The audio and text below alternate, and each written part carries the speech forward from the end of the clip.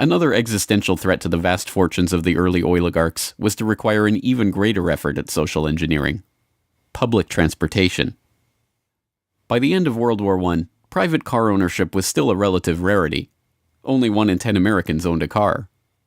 Rail was still the transportation of choice for the vast majority of the public, and city dwellers in most major cities relied on electric trolley networks to transport them around town.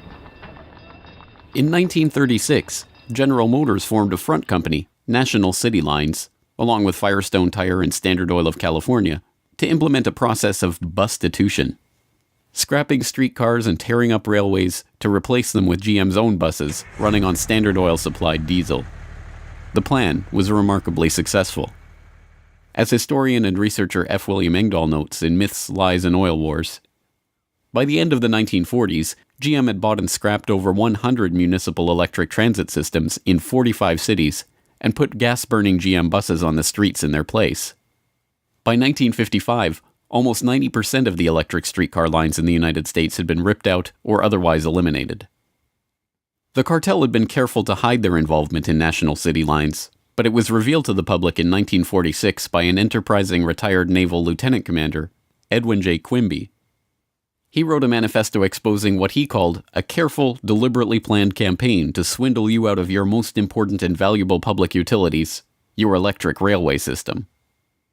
He uncovered the oligarchs' stock ownership of National City Lines and its subsidiaries, and detailed how they had step-by-step bought up and destroyed the public transportation lines in Baltimore, Los Angeles, St. Louis, and other major urban centers.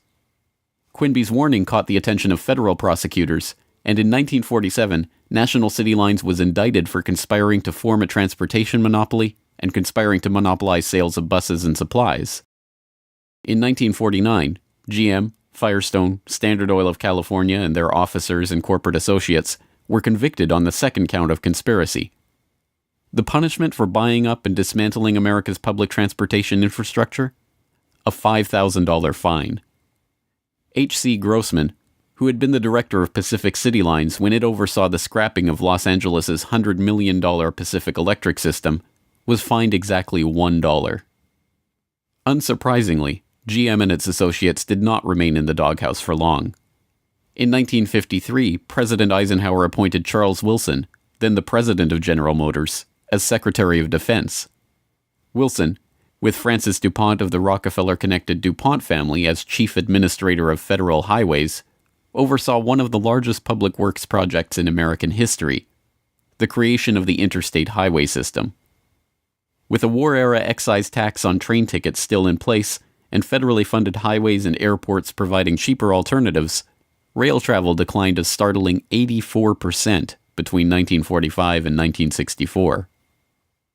This social engineering paid off well for Standard Oil and its growing list of petrochemical associates. In the 2.5 decades after the outbreak of World War II, vehicle production in Detroit almost tripled, from 4.5 million cars a year in 1940 to over 11 million in 1965. As a result, sales of refined gasoline over the same period rose 300%.